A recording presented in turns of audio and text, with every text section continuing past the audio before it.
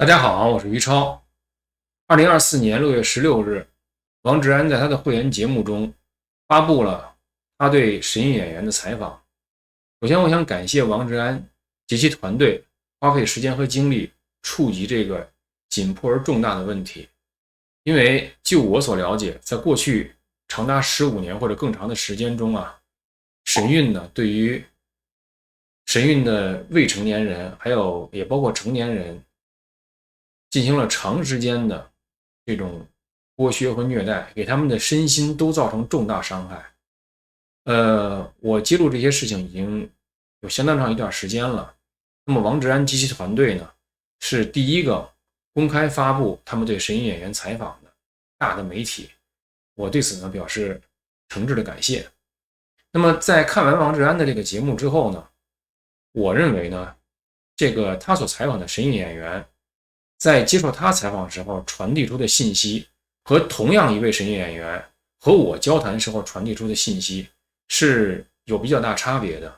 这位演员在和我交谈的时候呢，很多时候眼眶都是红的，而且有多次泪流满面。当然我尊重就是一个人他在面对这个世界的不同的人的时候呢，呈现出不同的样子，这个我是能够理解也表示尊重的。但是我觉得呢，就是为了让这个世界知道神韵那儿到底真正发生了什么，有必要把我和这一位神韵演员的谈话加以剪辑，并且呢提供我认为合适的部分。那么这是我认为这是对世界的一份责任。在我这个采访这些神韵演员的时候我呢就是并不期待，就是说这个神韵演员他有一些既定的这个观念，比如说他一定要认为李洪志先生是坏人。实际上，我就是采访完神韵演员，做了一些就是节目之后，有神韵演员专门告诉我，我认为师傅是我人生中最好的人，我还专门用这个题目做了一期节目，替他把这个话说出来。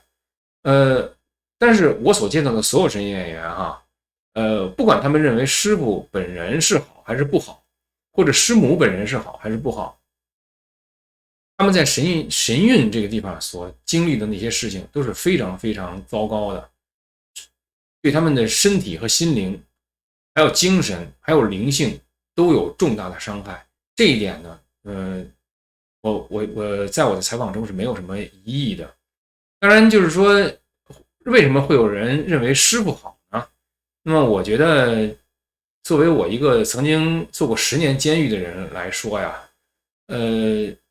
这个也是非常常见和可以理解的。因为你如果去监狱里问那些犯人的话呢，他们很多人都会私下里告诉你，直接就是关押我的警察是多么不好，而监狱长对我是多么仁慈。你可以听到很多很多这样的这个叙述。所以呢，就是我并不追求就是我所采访的人呢，他们有一些固定的和我一样的看法，但是呢，我愿意努力的呈现出这个事实是什么。那么下边就请大家看我所做的采访。于先生，于超先生，你好。你好，你好。因为有很多事情，就是我就会觉得其实还蛮难受的，就是到现在都挺难受的。然后，但是就是没有解开，也不知道怎么解开。好比说，师傅在教我们真善忍吧，或者很多事情就是发生在我身上，我觉得我好像无法去接受、理解师傅给我的这些东西，就是很多矛盾，我就是解不开。OK，对啊，完了，同修们会说，可能是自己的问题向内找。对。我先生会跟我讲说，古典舞不是师傅的东西，古典舞是北京舞蹈学院的东西，北京舞蹈学院去那个发扬的，跟师傅没有一点关系。是。我这里又很难受，因为师傅说北京中国古典舞是师傅创造出来的。然后我又特别难受，然后呢，他又说你这又遇到就是自相矛盾的一件事情，所以我就今天我还跟我先生讲说，我晚上要跟于超先生就是大哥讲就是视讯，然后呢他就说你会不会就是说就是会难受或什么之类的。然后我说我不知道，我试试看。然后呢，我就想说因为我跟你讲，或许你可以。听说你也是有被关过10年，在大陆的什么，然后我就说，可能我们的经历我讲出来，你可以跟我讲。然后我先生不行，因为他不是局中人，就是他不是在这个环境里边受到了一些奇怪的一些事情，所以他跟我讲说法轮功是邪教，或者是法轮功做这些事情不对，我会其实心里有点反感。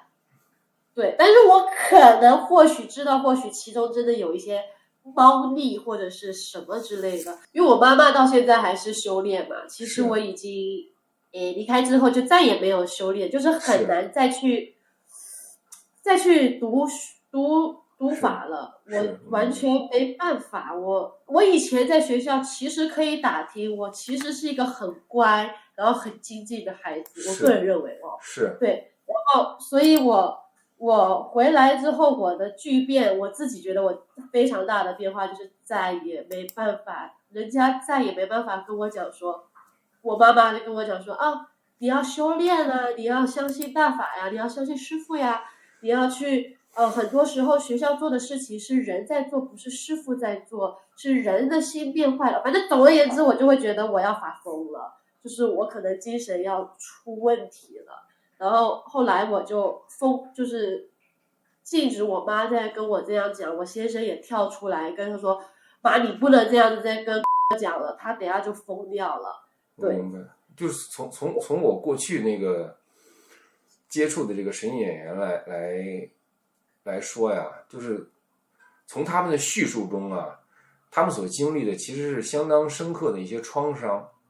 这个创伤的深刻程度呢，使得他们在叙述这些事的时候，其实都存在一定的困难，因为我所遇到的这些人吧，他们因为也是在山上待了很多年嘛，他为了能在山上待下去，就不得不就是扭曲眼前的现实，或者就是不想眼前的现实，就是导致他的这个从思想思维层面，就是难以就是描述和把握当时到底发生了什么，就是困难到这种程度。所以你说的那个我也挺理解的。我记得在学校我们是不能，反正我是舞蹈演员吧，不可以就是去想一些法以外的事情，或者是不关舞蹈以外的，就是以舞蹈以外的事情，你不可以去问，你不可以去说，你不可以去想，你就只能跳舞，然后练舞。完了，很神奇的是，其实我现在是当舞蹈老师，因为我自己知道，舞蹈有一些很多的基本功的东西是非常重要。结果我们那时候，因为我09年进去的嘛，是，所以还很小，13岁，反正那时候没有基本功啊，就一上台，就最后一句话没有听清，那时候没有基本功叫什么？什么？直接上台了。哦，直接上台。对啊 ，OK， 直接上台完了就开始在 Radio City 像那个百老汇开始接触大场，你知道吗？然后呢，就是没有基本功的一点东西，反正练习一些技巧高难度的东西，其实非常困难，就是根本不可能的事情。但是有时候我们还是保持着我们的信念去完成它，我是这么认为。然后还有一些就是让我觉得就是说后来我觉得我有一点点开始在学校有点不坚信的，也有其中一个原因，就是说我到现在还会说不是原话，就是师傅说啦，就是师傅说不是原话，就说我们这些老的呀，就是我们这些老的，就是07、08、09年这些老的，以前都不知道那个叫什么，以前都不会好好练功，就是一点就是我们不珍惜，我们不练习。然后呢，导致我们现在就是什么都不能用，就是什么都不行。什么都不行的意思是指舞蹈技能方面什么都不行，是吗？是的，完了，但是舞蹈技能不行。但是因为我们舞蹈队是这么讲的，你的修炼跟舞蹈是equal的，是等于的。然后我就被击垮了，因为我觉得我是一个很精进，然后很爱练功的一个小孩。完了，我被击垮了。可能或许师傅不是在说我，可能是说其他人，但是我被击垮了，因为我觉得我是从早上6点钟可以一直晚上泡到11点都在教室一直练习的学生，很辛苦。完了之后，对，就是叫做漫无目的的练功，不知道自己在干嘛的练功。然后呢，完了师傅就说过这句话，然后我就觉得是我，然后我就会觉得我怎么那么烂？不知道于超先生有没有去过山上？没有，我一次都没有。那我跟你讲山上的建筑，你可能也不懂。我有一次我就在长津阁，就是有一个蛮高的，我们山上可以走嘛，有一个蛮高的一个寺庙，完了我就在下边看，然后我就特别想站上去直接跳下来就算了。就是我会就是那时候是你多大呀？可能也是18、19岁。那时候你说你在那个非常高的藏经阁上面，你都想往下跳。我很想跳下，我很想站上去跳下来，非常想，因为我觉得我做什么事情，我再怎么努力，完了又想哭，我再怎么努力，我都觉得我达不到师傅的要求。我觉得我已经很努力，非常努力了，然后我做不到，为什么？然后后来我就是出来当老师之后，其实我发现其实练习舞蹈基本功非常重要，只不过因为我们那时候不让我们去打基础，硬要我们直接上台，就是导致我们后面都没办法练习。然后完了之后回过头来会说我们就是然后就是不珍惜，不懂得，就是不懂得当初不懂得练习。可是那时候我一直很努力，就是非常努力想要达到师傅的要求。对啊，然后就这样一步一步，然后就一直在击垮我的，对。而且按照你说的，就是说这个舞蹈的技能又和你的心性是直接相关的。你舞蹈技能不好，就说明了你那个心性不好。对，然后这个就又让我很那个啥，所以每次讲到这个，其实我还是有点小激动，因为我觉得这是一个过程，这是一个很痛苦的过程。是这样的，是这样的，很痛苦的过程。说我弟弟都精神有问题了。你弟弟他也是神韵的演员吗？还是不是 ？OK， 他只是一般人，他只是很想。其实这个又是得又说来话长，就也蛮长的。我弟弟他不是神韵演员，只有我家里我有哥哥跟弟弟还有妈妈。我爸很早就我小时候11岁过世了嘛。是。然后我哥哥他不修炼，然后我弟弟他是跟着我妈，我妈就是我爸离开了之后，他觉得是师傅给他这个延续这个生命，因为要是我爸爸离开，他没有修炼的话，他可能就要一头撞下去跟我爸一起走。但是因为他觉得是师傅这个法给他延续接下来这个生命，所以他就非常的虔诚。对。后来我不是去神韵了吗？是。后来我离开我13岁，然后后来我妈妈就跟我弟弟一起住嘛。对。完了，我弟弟其实也是个非常乖的孩子。是。但是他也是想要修炼，因为我妈就是会一直说要修炼啊，要听师傅的话呀，就是非常简单这样说。完了说久了之后，我弟弟可能也想说要听妈妈的话。完了之后他自己也修不上去，也不知道怎么修上去。完了之后，也就是中间有一个不知道发生什么事儿，他可能也是去看了一些师傅所说的邪恶网站吧，我也不知道，反正是我们理解的神。完了之后他就开始精神开始一直在那边觉得法轮功不好，法轮功怎么样？然后我妈妈就会说法轮功是正法是对的，然后他们两个就叭叭叭叭叭，然后完了之后就被送到精神病院去了。你说慢一点，最后那个然后怎么的？完了之后我弟他就没办法去知道什么是真的，什么是假的，完了就被我妈妈送到精神病院去。只发现现在我弟弟现在是没有进去住了，他是现在长期需要服药打针。这个服药打针是他需要自己把药送进嘴里，他为什么会要吃药？他为什么会认为自己精神病？这也是我想问的一个问题。对呀，因为我妈妈，因为她现在不服药，她会一直有幻觉，一直会有觉得师傅在旁边跟我讲什么事情。那么好，他现在如果不服药，他会觉得师傅在旁边。我想问的是，他在被送进精神病院之前，他是这样吗？不是呀。你确切吗？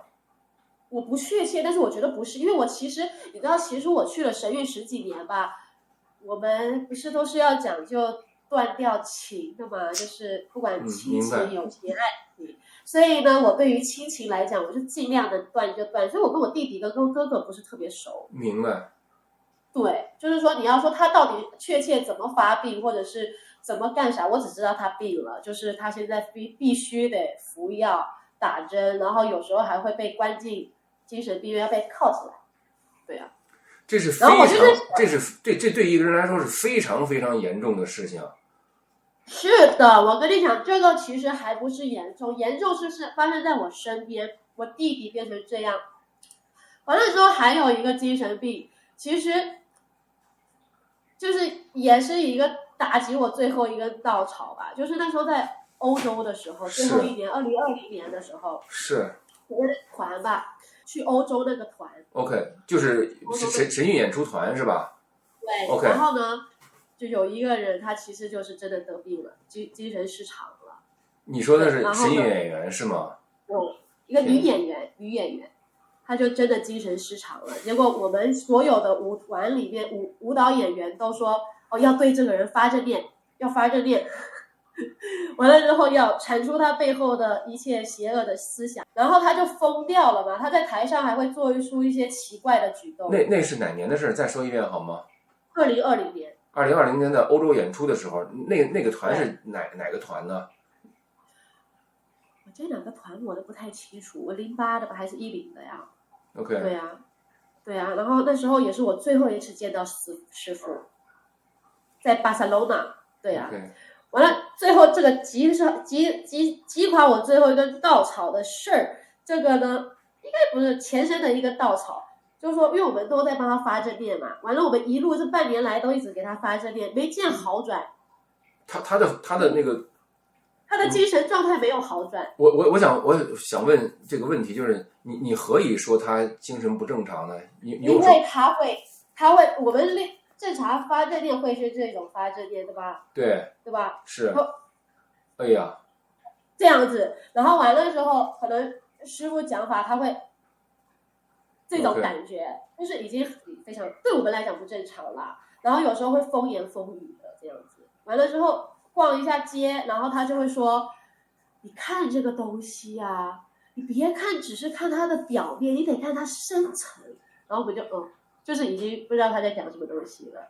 对，就是以我来讲，大家来讲，不知道他在讲什么东西，你得看他的深层，就是这个，就是有点不太正常理解了。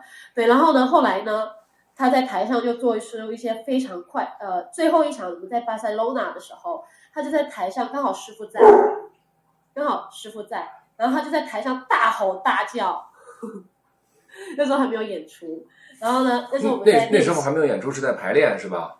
对，然后呢，因为有时候师傅有时候会去欧洲，有时候会去哪里，刚好就在我们这里来了。那时候都在嘛，然后呢，完了他就在台上大发疯，然后呢跺脚，然后呢大叫，然后呢，然后全部人都傻眼了，然后呢就这样看，然后呢他就到处狂跑，整个剧场那边乱跑，然后在黑暗的地方躲起来。天哪！对，然后呢？他那时候多大岁数？我想问一下。应该比我大个也有3、5岁吧，应该也有20多岁了。完了之后呢，我们就上车的时候，就演出演完了，那场好惊险啊！他那个头是掉光，掉在地上，然后很生气，跺脚上去谢幕。对，好，然后呢，我们都很傻眼。他在演出的时候没有这样做吧？因为刚才你说的是他在排练的时候这样做。他在演出的时候就这么做啊。那观众的反应呢？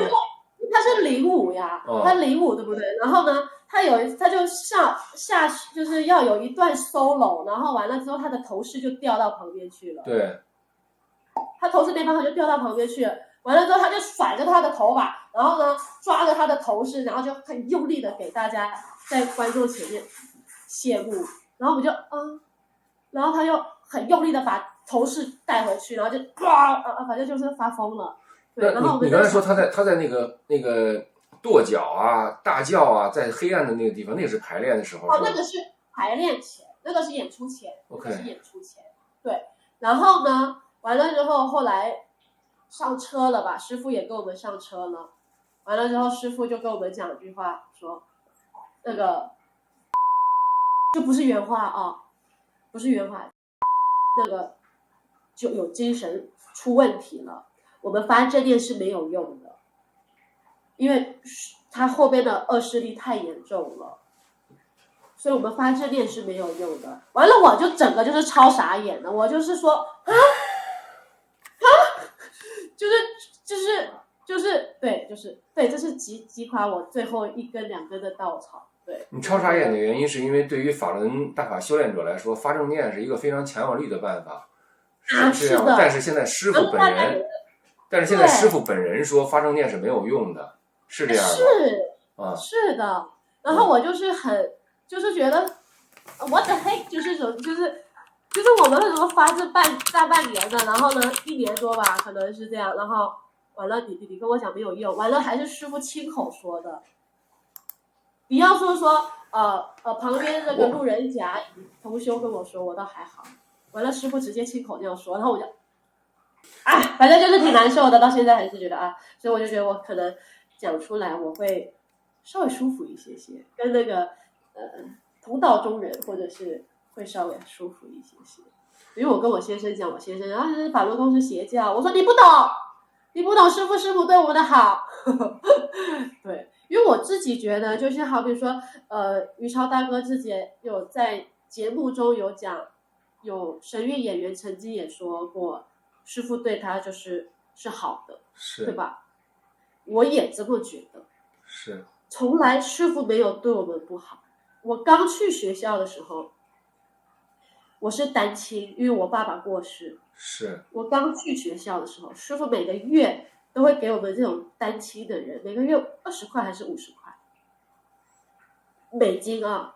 完了之后，我记得我第一次拿到那个钞票的时候20块第一次拿到钞票的时候，我就追到师傅的后边，那时候还有苏金老师，我说苏金老师我不需要这个钱，因为我觉得家里有钱。完了还追在师傅后边说，师傅我们不需要这个钱，但是师傅还是给我们，就是这么多年这么多个月，就是每次都给我们，每个月都按时发钱给我们。但其实我们这个钱真的是因为师傅给我们吃给我们穿什么都给我们，然后我们就然后我就说这个心理压力是我觉得从小有一个人养我很感激，我很感动。然后出来之后长大之后发生这件事，他们不要我的感觉就是不知道为什么。但是我是觉得这么多年师傅没有就是因为那时候我还可以讲说我刚去学校的时候，就是因为不会跳舞，然后不会听音乐，然后呢还被老师打还被老师踹，然后呢就是回来台湾办签证还不想回学校。然后呢你说被老师踹是怎么哪个老师呢？因为有一个高超毅老师。对啊，然后被老师打，被老师踹，然后呢？他经常打学生吗？我比较多。是吗？他为什么打你啊？因为我不会舞蹈吧，我是台湾的呗。对啊。因为也许因为你是单亲家庭，是这样吗？我不知道，对我比较特别。完了，那时候我就还小，然后我就想说。他打你的时候，别的学生看到吗？看到了。他当着别的学生的面打你是吗？踹我呀，还当着别的学生面踹我呀。然后呢，我就说没事，我忍着，总有一天师傅会看见的。OK， 我就想有点好笑。你说最后一句话什么？总有一天师傅会看见。起来我就觉得很好笑，因为我当时13岁的时候，老师打我，老师踹我，我都觉得可能是我前世对他不好前世对他不好，所以他今生来打我来踹我。然后但是我就有点忍受不了，然后我就想说总有一天或许师傅能看得见吧。那时候师傅对我们很好，但是那时候我就回去，因为高老师就打我踹我就不想回去嘛。完了之后我妈就说你还是回去吧，然后结果后来就得回去，就说办好 visa 之后要回去，然后我就不就是又被推回去了，对。然后呢，我就特别怕高老师又打我，然后我就然后呢，结果还是打我，然后我就想说，总有一天师傅会，师傅法身会保护我或什么之类的。这个持续了多长时间？就是他从09年打你，他持续了多长时间？但是至少快1年了吧，我都祈祷盼望着他赶快离开我了，对啊。后来因为那个后来师傅知道高老师打我，然后呢，那时候我就这个我现在还忘不了，因为我觉得蛮好玩。那时候我就中午在睡觉，午休，完了之后，然后呢，师傅知道就是高老师在打我，然后呢，那个师傅就中午就请学生把我叫起来去找师傅。然后呢，我还小13、14岁哦。然后呢，结果师傅找我，然后我就穿起衣服，然后去找师傅。然后呢，师傅就问我说：“高老师是不是打你？”然后我说是。那他还做了什么事情？然后呢，我就跟师傅讲说，他还踹我，他还打我，还刮我。还什么？最后一个词儿，还打你，还刮我，用指甲刮我的大腿，对，刮我。对，用指甲刮我。他刮你的，他为什么用指甲刮你？是为了不让人看见是吗？还是因为什么原因？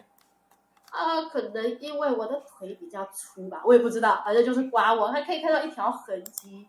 对啊，然后呢，完了之后呢，师傅就知道了之后就说好，你不要怕，师傅保护你。然后我就So touch！ 我说师傅，你终于看见了，半年之后你终于知道了。我说我忍了好久啊。然后呢，师傅就说以后高老师再打你，第一时间跟师傅反映。然后我记下来了，然后我就特别的感动，因为我觉得师傅终于看见我了。然后呢，完了，虽然过1-2个月高老师没打我，但是过了2个月之后还是有继续啦，对啊。但是我是觉得没事，我继续忍着。但是师傅已经看见我了，我觉得冥冥之中会有安排。对，是这个样子的。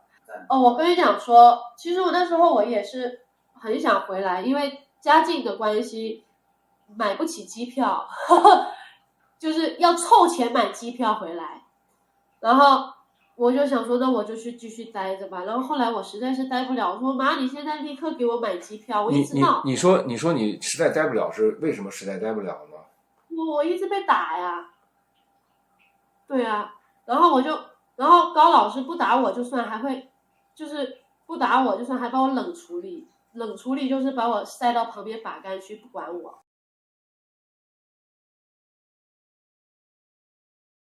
然后 anyways， 反正他们就是去，妈妈是在澳洲做房地产，然后爸爸是在中国做矿产。对，反正就是超级有钱。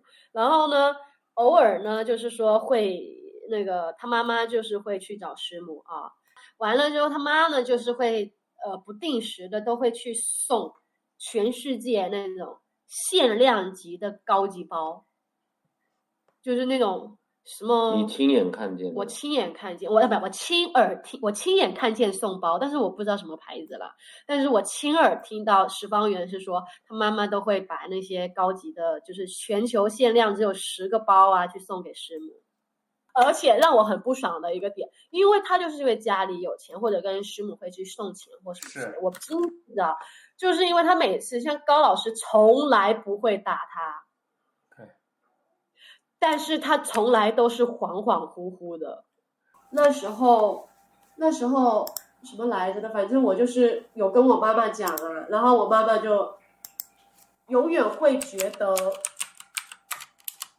是业力所阻吧。对，然后我所有宣泄的管道其实没有任何人，除了我妈妈。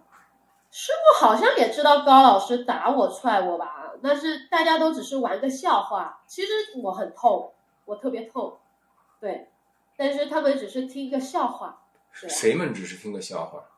师母他们，对啊，师母他们会听个笑话。然后高老师意思就高老师之前常打你吧，踹你吧啊，你现在没人打你踹你了哈，对啊，然后我就对，谢谢师傅，对，是这个样子。但是师傅自己是把你找去说我会保护你的，那么师傅对，在后来别人听到这个，在后来别人提及，包括师母提及这个事情的时候，他的反应是什么呢？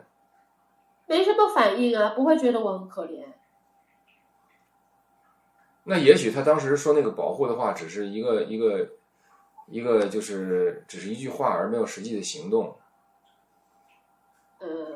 我不知道，对啊，我不知道，反正我自己心灵上是有得到安慰，对啊。尽管虽然后来高老师，我刚刚说还是有在打我，但是我就会觉得师傅已经知道我的状态，所以我觉得我是一个被救度的大法弟子。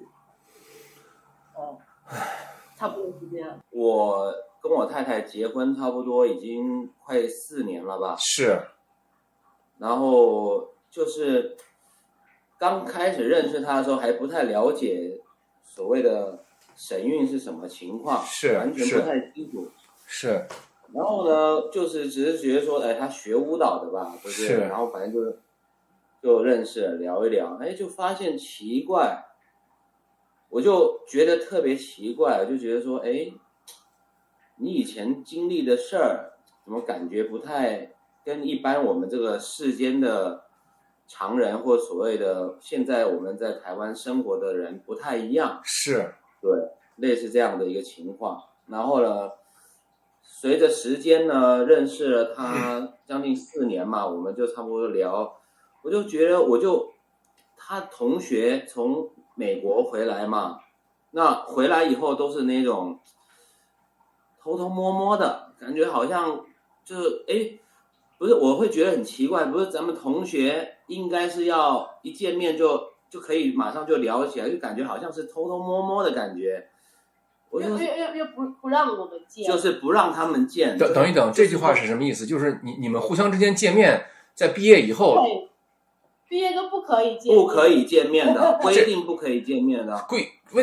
我这儿提出2个问题，这第一个问题就是说，这个规定是如何被提出来的？这是第一个问题，谁提出来的？第二个问题是你已经离开了，你又如何受这个规定的约束呢？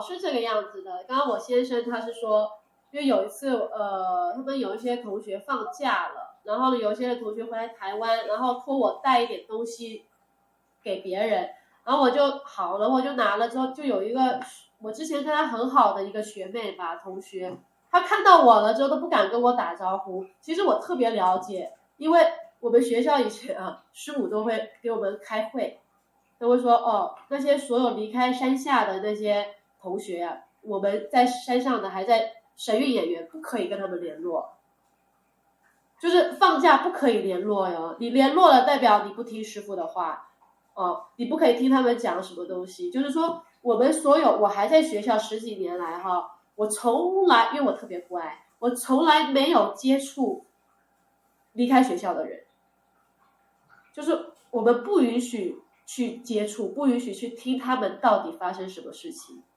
我们是这样，简化来说就是山上是一个净土，是吧？山上是一个净土，然后师父还跟我们讲说，山上是有被保护罩罩下来的哟，是有保护哦。然后你只要一离开这个保护壳，你就是视为常人。对，然后我们的思想呢就会被常人给影响，所以我们尽量，我们放假的时候，师父也有跟我们讲，不是原话，就是当我们放假的时候，演出演完了之后，我们会放2个礼拜，完了师父会跟我们讲，不是原话，就说我们身上会下一个罩子，保护壳，为了保护我们不受世间的影响。对，就其实说白了，就是控制这些人，不让这些人就是去了解真相，去了解一些世间上面的一些事情，或者是会影响到他们学习。那我呢，我就是这3年到4年之间吧，我观察了一些学员，他们跟我太太联络上了以后，我一个一个访问，我问他说你怎么离开的？每一个人的说法都是被撵走的。被撵走的情况就是说，他是怎么被撵走，有的人是硬扣一个帽子，就是说扣一个帽子说你是同性恋，你就得就把他给开除了。这个人，另外一种，对不起，我打断一下，两个问题。第一，这个人是还是不是同性恋？不是同性恋的，就不是同性恋。他而且这个人他长大后，我们约他出来，我们一起吃饭，等于跟我太太是同学，对，是同学。然后我约他出来吃饭，我说你当初是怎么下来的？他就说被扣个帽子，说是他同性恋，但他真的不是同性恋。他是男性还是女性啊？女的。女的。他们说女性是同性恋，然后赶下山 ，OK。对，就赶下去了。然后还有好几个吧，大概我应该访问到至少有5、6个，就是从他们口中所说出来的，就是要么就是同性恋，要不然就是你看什么黄色小说，他们看没看黄色小说？什么是第一，什么是黄色小说？在他们的定义之中，什么是黄色小说？对，就是说，黄色小说就是可能黄片，就是说可能就他们定义的黄片。他们定义的黄片是什么？对，是什么？我不知道，他们定义的黄片可能搞不好就是牵牵小手、互相拥抱。我不知道，我真的不知道，因为那都是男生的事情。所以这个我们打一个问号，就是他们对黄片的定义，现在我们并不清楚。其次，不清楚。其次呢，他们就是把人赶下山，是以这个看黄片的理由为理由。对。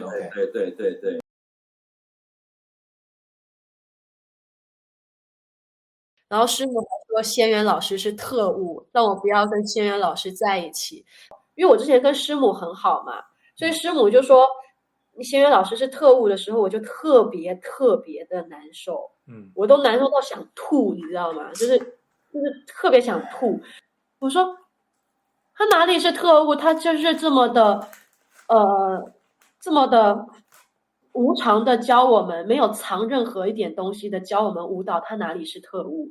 然后我就这样子问师母，然后师母就觉得呀，你这状态不对呀，你不是以前的啦。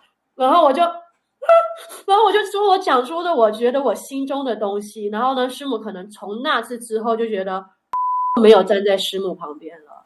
就是说有一个团长就跟我说，那你就回台湾吧，然后回台湾教课。然后我就说好吧，反正我也不想继续待在学校了，好吧，那我就回来吧。然后呢，回来之后就发生这个事情。学校说，鸟松分校说他根本没有得到飞天大学那边说要我去教课。完了，我就在这里被悬着1年，差不多吧，半年1年，就说压力很大的。那时候是，我就一回来的时候，回来台湾的时候，就是其实不知道自己能干什么东西，因为学校也不会教你要干嘛。是的，对。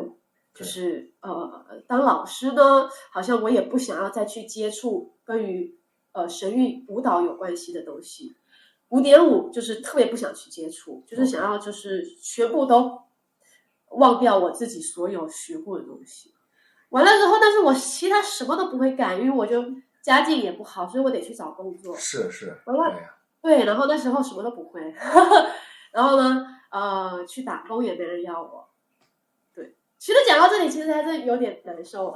是。对，然后呢，那时候就没人要我，然后呢，完了，打工也不要我，然后我家境也不好，然后也没钱，然后呢，后来我就想说，我还是得去教课。是。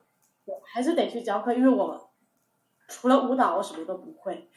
然后后来呢，就遇到我先生了。我先生是厂人。对啊，然后他就慢慢一步一步的带我，就是还是继续教课这样子。但是我先生，我有时候会讲出我自己心里很不舒服的点，就是说为什么我毕业之后我不可以回学校，就是师母不让我回去。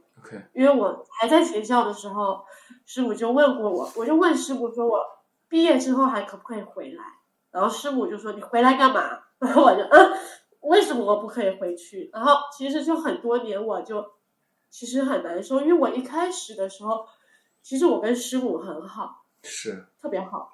然后呢，其实我把师母当成我的妈妈一样，因为我就去学校，我把师傅师母都当成爸爸妈妈。然后就是后来就发生这件事情，我就觉得为什么我不可以回去见爸爸妈妈？然后我就很难过，然后我跟我先生讲，我先生就说这是邪教，然后我心里也就特别难受，到现在也就是没办法。哎，很难你先生为什么做出他是邪教的这个结论？因为我跟他讲很多，我觉得为什么学校对我就是突然不让我回去，然后突然让我离开，然后我有时候会跟他讲一些大法的事情，就是我觉得师父讲的是，我从小接触的一些佛法的理解，好了，师父讲的法，因为他从小，我先生也是在佛教的熏陶下长大的。是，完了，我就觉得我遇到他了之后，我跟他有共鸣，有共鸣。然后我就说，哦，原来你也懂一些佛法的东西。然后完了，我先生说你们法轮功是邪教。然后我其实很纳闷，因为我觉得我从小师父叫我们做人做好事，完了我尽量去做，人家会觉得就是不应该那样子，我会就是很矛盾的。就是你刚才说到一半，你说你看到那些同学互相之间不敢接触，是吧？刚才你说到这个部分，然后呢？我就觉得特别奇怪，你一般的来说，你的学校跟同学一定是打个电话，随时都能联系。就像大哥您应该在北京读书的时候，应该也是，就是说，同学什么去哪里啊？胡同里面逛一逛，或是三里屯，或是哪里去走一走呗，是吧？是。那我是这样觉得，反正就是很怪。然后不论是婚姻这个事儿也很怪，什么给人家找对象很怪，跟同学不能联系很怪。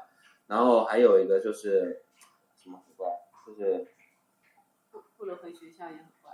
就是说他们在学校有一个毛病，什么毛病呢？这个毛病很关键也很重要，就是说你呢，你现在比如说你鼻子不舒服啊，或者是你现在腰疼啊，或脚疼啊，那个东西都是一个运动伤害造成的。然后呢，他就会说你修炼不好，你的修炼状态不好，所以造成你的脚扭伤。那你的脚扭伤一直都没有好，你就是不准他们看医生吧，对不对？听我说，你们不用看。所以在这里边啊，我们要区分两件事情，一个是事实，一个是对事实的评价。这两个事情呢，我们分开讨论。比如说刚才这件事情，您提到就是说他那个脚受伤或者腰受伤，对他说这是因为你心性不好，这件事情就是对事实的评价。我们姑且暂时放一放，我们不争论这个对事实的评价。现在我想知道的是，你受伤以后多长时间之后你才能得到治疗？这个是个事实。没办法得到治疗，没有办法治疗啊，他们没有办法。我们很多演员都受伤过，包含我自己在内吧。我们都是秉持着大家都是一贯的做法，就是开始学法发正念练功，然后要不然就开始舞蹈队开始组一个小组，开始坐下来交流为什么这个同学出现了这个问题，完了他自己要讲出他是不是这阵子发生了什么问题，完了他讲完就算了，完了挨个的开始说，对，我觉得他最近的状态就是怎么样，挨个说。所以就是在你受伤以后，你不仅是得不到治疗，而且呢还要交代出你思想中的那些缺陷和心性不高的地方，而且不但是你要交代，其他周围你的同学还要指出我看到你哪儿不对。这个我描述的这个是你刚才所描述的吗？是的，所以你就是会觉得原来我问题这么多，难怪我腰会痛，难怪我膝盖会痛，难怪我鼻子一直不好，对，是这样。所以直到现在我先生叫我说我哪里不舒服，他叫我吃药，我一开始第一年我认识他，我打死不吃。明白。就是我就打死不吃，我说我这个或许是我这么多年都没事都没吃药，我为什么我一回来我认识你就得吃？明白。我可以稍微打个岔吗？好。就是说，我觉得就是说，一个父母或者是一个老师，他是一个很重要的人。就是说，你从小给他训练，就比如说像你从小训练他是个职业杀手，他就可以去，就是从小就给他灌输这些观念，他就是觉得杀人他是对的。是这样的。那如果从小，如果你训练他，就是说你如果有病就要看，或者是有脚疼就要看医生，就是给他正确的知识的话，就不会导致他们这些观念，就他们的思维是这样子的，去一直有的，包含我的岳母也都有这样子的一个想法，就是确实他到现在，从他修炼到现在，可能有10年吧，10多年，都是10几年，都是一直存在说，我只要去打坐，我只要去学法，我的头痛就会好了。就是你那个从台湾到山上以后，到那个神韵学校以后，你的那个护照是还在放在你身边呢，还是他们收走了呢？在学校的时候是收走的。在学校的时候收走，收到哪儿去了呢？可能是那个刘军阿姨那里吧。哪个阿姨？刘军阿姨。那个，比如说你这个2019年上山，你的那个护照就被收到山上去，这个是第2天收走，还是当天收走，还是什么时候收走？2009年当天就收走啦。当天就收走了。我们巡回路上也不可以拿着自己的passport。就是说你在那个欧洲的路上，你也不能拿着 passport 是吗？不行。存在什么地方呢？都是统一管理。统一在谁管理呢？团长。团长是学生吗？有些团是学生，像我那个话就是学姐啊，最后一年就是大学姐当团长。他把你们的护照放在什么地方呢？背包上。放在背包上 ，OK。所以就他会不管是你在学校那个龙泉寺，还是你出去巡回演出，你的那个护照都是不在你身边，而是要被统一管理的。对的。这个是事实吗？事实，这个是事实 ，OK。只有什么时候会在自己的手上？入关的时候。入关的时候然后等进入关以后，你的护照就被收走了。就被收走，就直接从你手里拿走护照的人是谁？团长？不是，我们是统一，就是发，就是一起发下去，对不对？对。然后呢，过完关之后，班长再统一集中还给团长，这样子。明白。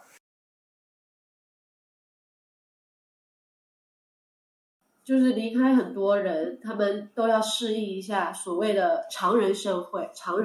没错。因为在学校太久了，然后呢，我们的就是说我好比13岁进去，我13岁的脑子就是一直停留在10几年，一直停留，没有更新过。然后就是不让我们去更新，也不让我们去知道更多超过13岁以上的事情。对，然后所以呢，我们步入了，我24岁出来了，我就会觉得我什么都不会，我不会搭车，我不会交流，我不会去喜欢一个人，我不会去照顾一个人，我什么都不会。我刚开始认识他的时候，我真不会去照顾一个人，就是不会去爱啊，不会去喜欢啊。然后呢，就是什么都不会，13岁的一个脑子，然后就是要让我去说，我要去陈述这个事实。对于一个13岁的孩子来讲，其实有一点困难，我自己是这样觉得。然后要让他说出来，其实还有很多同学，他说你适应的超好的，你现在事业什么都很好，因为有的帮助，我适应的很好。其实我觉得我适应的还没有很好，就是我有时候心情还是会不舒服。我都明白。对，然后但是那些同学呢，他说他其实2-3年都还没走到正常社会中。没错，这个不是一个人2个人跟我说，有PTSD 嘛，叫创伤后综合症。跟我谈话的神韵演员告诉我，他们有的时候4-5年都走不出来，他们管这个叫神韵后综合症，你知道吗？真的，这个是非常深刻的伤害。所以大哥为什么会这样子？就是为什么？就我疑问啊，就是为什么要就是这样子？就是我们近期看了一个电影，是在讲邪教的电影，就是最近在台湾跟大陆非常红。叫做周处除三害。对，周处除三害。对，我想跟你们说的是，就是就我的观察呀，神韵演员所经历的伤害，要超过那个周处除三害的那个里边的描述。他们所经历的伤害，他们在很小的时候，在未成年的时候经历的伤害，要超过周处除三害的程度。那么，我现在正在做的事情啊，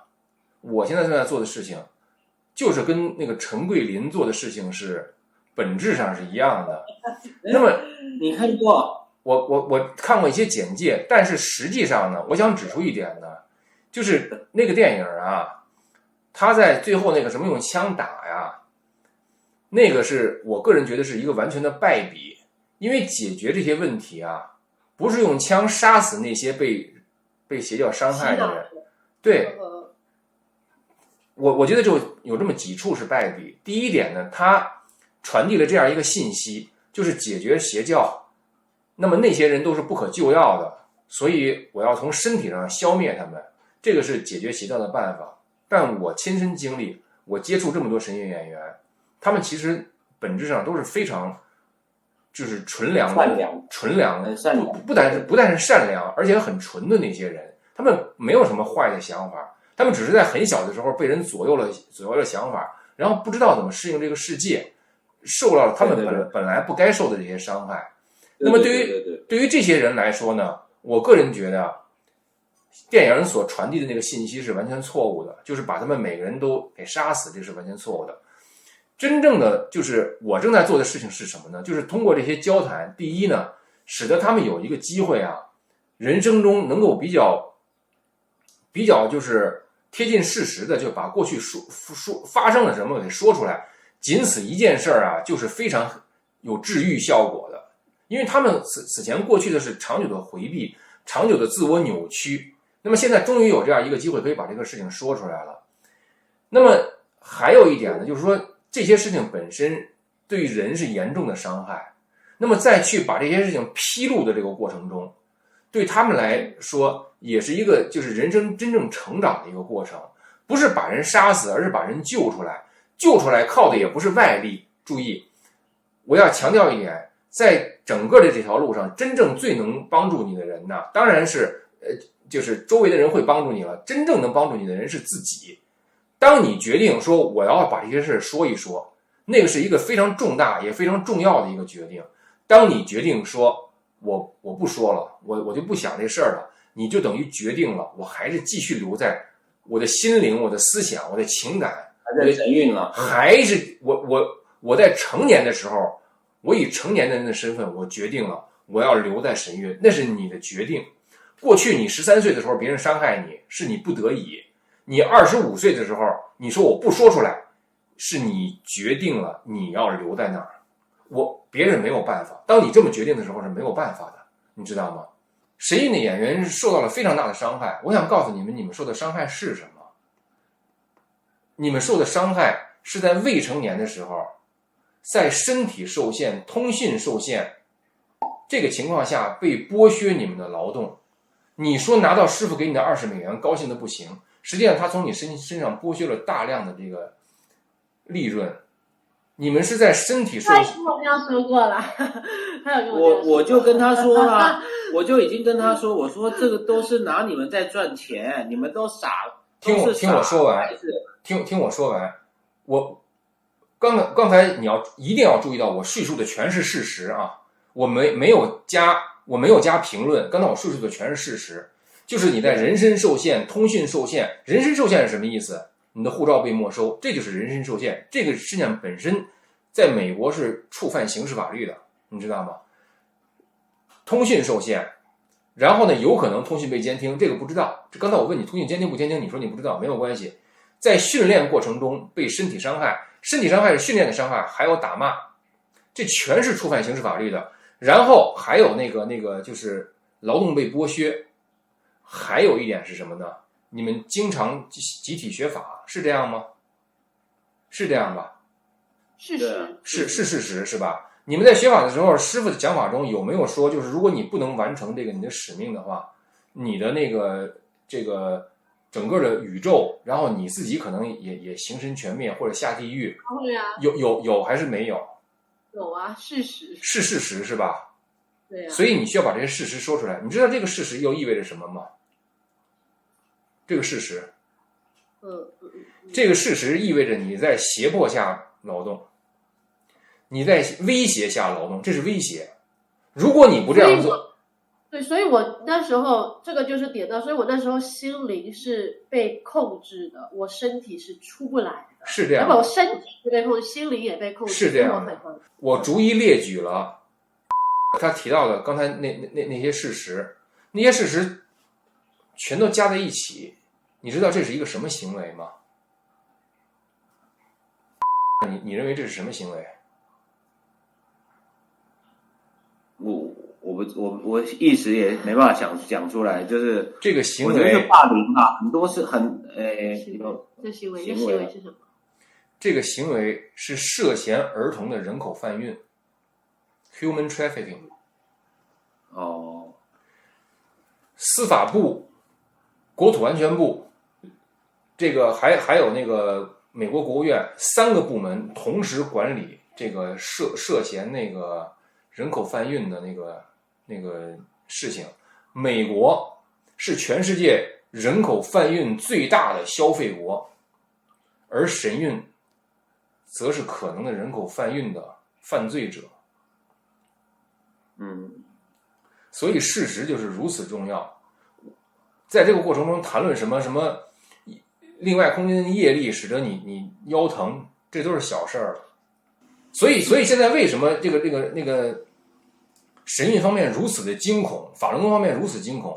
在《纽约时报》还没有刊登文章的时候，他就刊登长文说你说的是假话，哪有这样的？两个人一方还没说话呢，另外一方面跳起来你造谣，这个不是很奇怪的事情吗？是不是？所以现在法轮功方面已经非常惊恐了。他之所以非常惊恐，就是因为他们知道这个事儿绝对不是小事儿，不是什么几个台湾的法轮功人员来这儿骚扰你，不是这么回事儿。这个是涉嫌儿童的人口贩运 human trafficking， 实际上受害的人是非常多的。你们刚才问我说未来结果怎么样，我跟你说，做这么大一件事的时候，没有人能告诉你未来结果怎么样，没有人能告诉你未来结果怎么样。你只问自己过去的事情值不值得你把它说出来，如果你觉得值得做，你就去做。当然在这个过程，对，当然在这个过程中我们尽可能的要保护你的安全，但是我就给你这么一条，如果你是和司法机构打交道的话，你的安全已经被彻底保护了，你知道吗？因为是非常机密的。我不知道，因为我感觉我看完那个周处除山害，我是觉得我就跟他在讨论这个事情，就是我看完的我在讨论，我是在想说，其实就像你说，那个陈桂林把他们给枪毙，但是因为他们已经没办法醒悟回来，就是他已经到一个非常深刻的印象，他没办法，他就变成自欺欺人的一个概念。他回不来，除非他有一个很严重的打击，他看见了真实，就像陈桂林他看见了他受到了欺骗，就他亲眼看见了，他可能会相信。但是那些看不见的人，只听到一些我说的话，他们还是只会相信师父说这些都是邪的，这些都是不正的，都是不可以被相信的。然后我妈妈就是一个亲身的一个非常严重的一个例子，他一跟我讲，我一反驳他，他完全不能理解，完全不能接受。完了，电影里面有一个桥段是一个小孩子的妈妈，他就进入了这个邪教。完了之后，陈桂林是跟他讲说，这些邪教组织是骗人的，你赶紧把你儿子救走。结果他没有把儿子救走，他选择了自杀。因为我们每次演出的时候都会有一些迫害的剧目，是这样的，不知道是不是属实啦。说实在，以我这样子多年演了10几年的样子，我现在跳出来，我不知道到底是不是真实，所以我想要问一下于超先生，是不是就是对什么活摘器官？活摘器官啊，对啊。你们那儿已经很晚了，实际上。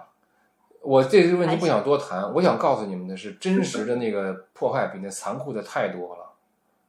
是哈，真实的迫害比那残酷的太多了。他们说的就是你回去可能被抓，这个并不是完全的谎言，并非完全的谎言。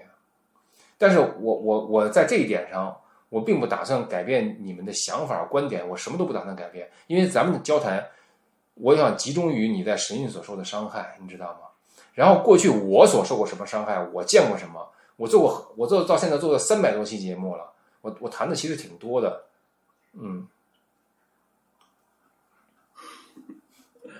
好，他们做的整个事情是吃我们这些人的人血馒头，我们付出了生命，忍受了残酷的折磨，他们拿这个东西在国外赚取声量，来用这个东西来吸引那些比如说像你妈妈这样的人，把自己的孩子送给他们。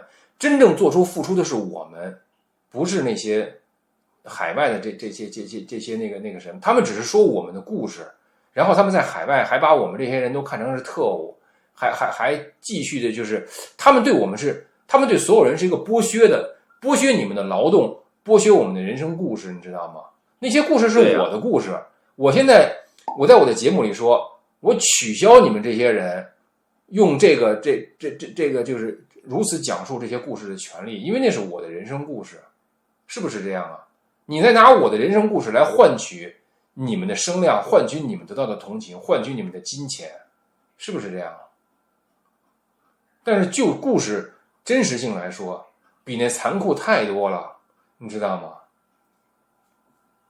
我当年是中央领导签字1级督捕对象，你知道吗？就是在那个 most wanted list 最上面就是我，所以就是像我这样的人，还有像其他一些法轮功重要的那个人，其实也的确是包括一些神韵的那个人，回去的是就是有危险的。但是共产党并不像他们说的那么傻到那种程度，他们是比如说有法轮功的高级人员回去了，不是说对你打骂，不是非常高级的陪伴，说那个今天回来了。很欢迎，那个我带着你们到处走一走，就带他们看非常好、非常那什么的地方。你说你看看现在国内是这样，他们才不会把回来的人立刻就给抓起来使劲打，才相反的是要带你看一圈是多么好，让你作为一个活宣传回去跟你们的人说，他们是这个态度。当然在这个过程中，你也是失去自由的，但是那个失去自由，你所享受的东西是非常高级的。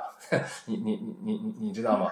就作为你没有被抓，我相信这肯定是你没有被抓，那并不意味着说这个他们就不监控不抓了，不是这样的。他们对海外的这些人监控的是非常厉害的。而与此同时，就像我在我节目里说的，我认为师父以及法轮功最高层和他们是有勾结的。他的 Facebook 之前有一个好友叫张天亮，这个老师以前都教他们历史，然后因为我不知道，我觉得他也不理我了，就他也就一开始就他在学校就对特别好嘛，然后你说出来了，然后怎么样，然后也听说有来台湾，然后也不搭理，所以可能也有觉得说，哎，就是因为我有看网络上一些消息，就是说张天亮也是一个里面的干部还是怎么样，我就比较不清楚，就是说不知道大哥这边是不是能给一些，就是他，因为他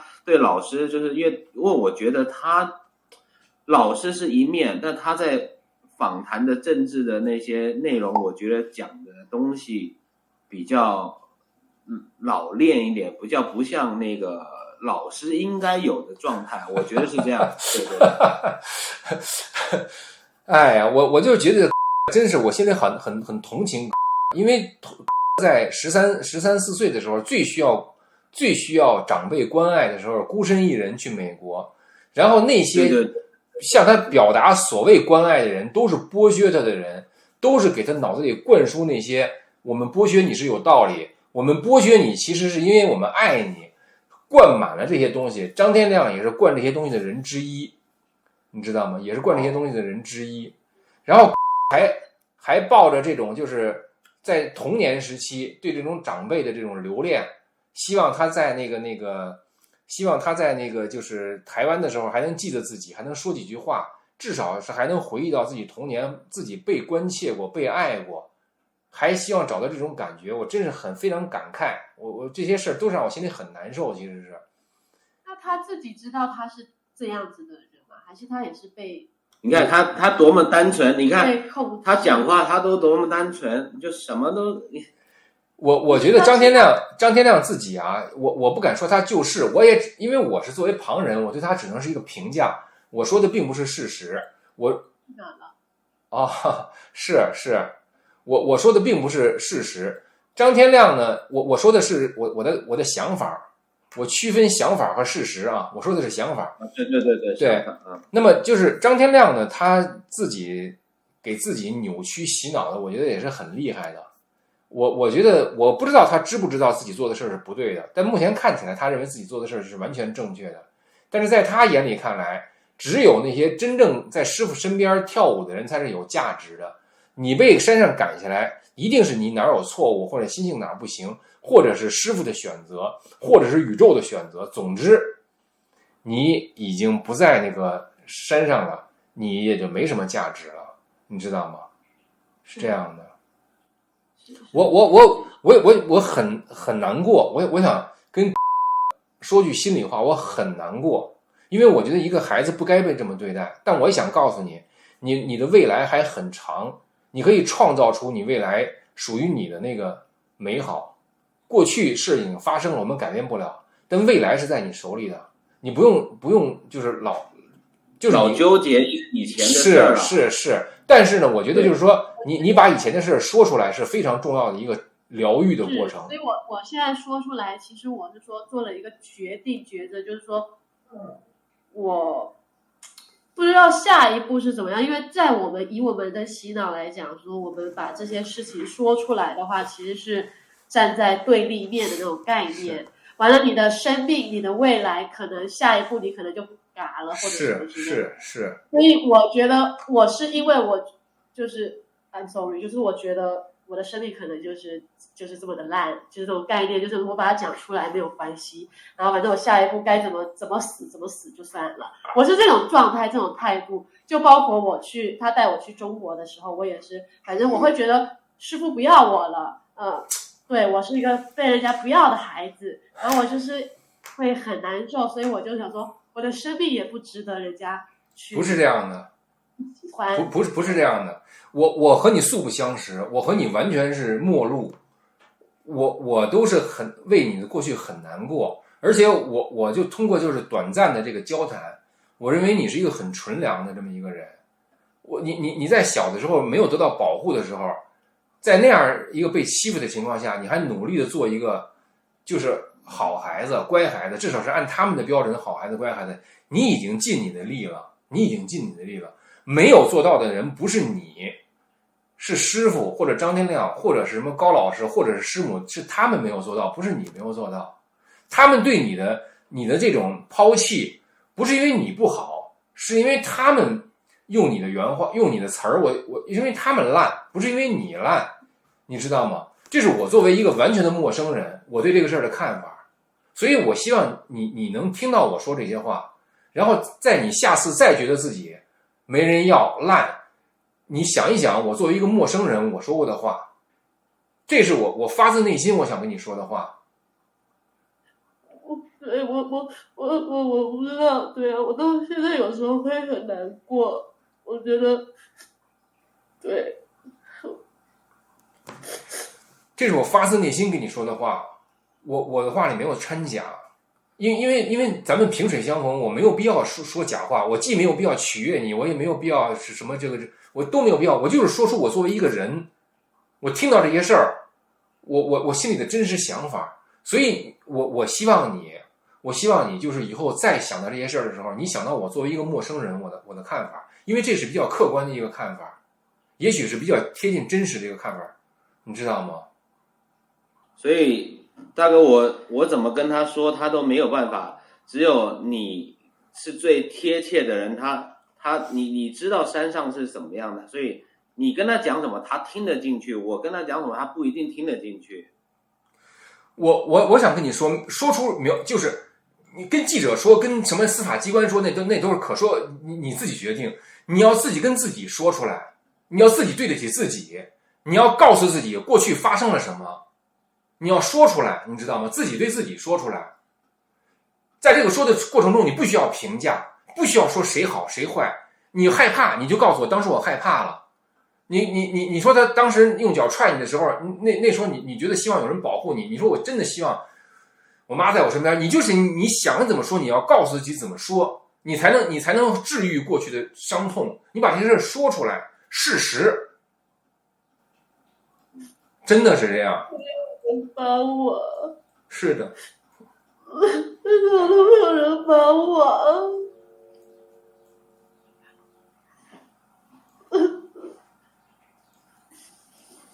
哦，sorry，有点难受。哭一哭心里会舒服。就是说，我都快掉眼泪了。实际上，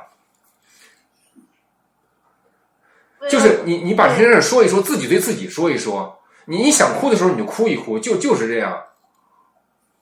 我们那边都不允许乱哭。你看他们连那里学校都不允许学生哭啊！你看这什么学校？乱哭就是在情绪的勒索，就是用这种言语去勒索一个人，就是不要说勒索，就是控制一个人吧，就这样说吧。然后他跟他的妈妈讲了，他妈妈还会说不会，他却会觉得是说他不会站在自己女儿，因为他的妈妈满脑子都是大法，什么都是大法对，什么都是师父好，什么都是师父对，你做错都是你自己不好，都是师父好。所以我觉得这个东西，我就一直在跟我岳母讲，我说妈，你别再跟我讲什么法轮功这个东西了，拜托啊！你讲一次我就炸一次，我就跟他这么说了，我说你再讲这么多，我就真的受不了。没有从小说出来的事儿，因为小时候13岁过去，一直说我的遭遇或者什么，不会有人站在我这边。我觉得谢谢你们可以站在我这边，我觉得我好像从来只有被打了都是我的问题，很多事情都是自己修不好造成，我就觉得我很想努力做好，但是都一直没有好，所以对不起。我一开始会很难受。哦 ，sorry， 你别哭。气你，你隔空没有纸给你。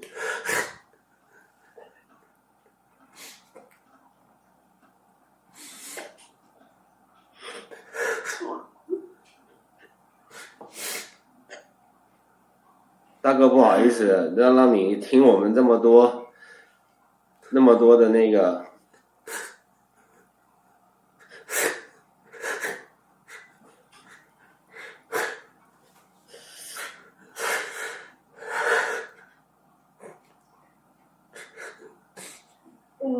我好了 ，sorry。其实大哥他自己也年轻的时候也是曾经受到这些伤害，其实他也是不是这样的。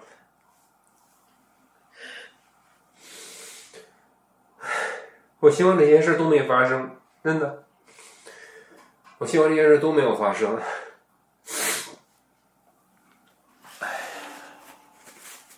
我就相信时间会过去，时间一直在走，就让它过去的感觉。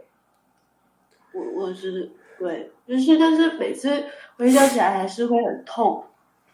对啊，人被治愈不是靠时间，人被治愈是靠成长。人被治愈是你帮到那些和你一起经历伤害的人，当你帮到他们的时候，你发现你所经历的痛苦是有意义的，因为你经历的这些痛苦，通过你的成长，你有洞见。你可以通过你的洞见帮到别人。我之所以难过，并不是因为我受过类似的伤害，是因为我觉得人不应该被这么伤害。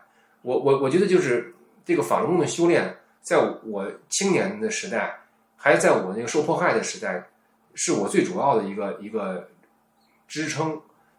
然后我不希望这个法轮功是被实践成这副样子，但是它已经被实践成这副样子了，我是因为这个而感到难过。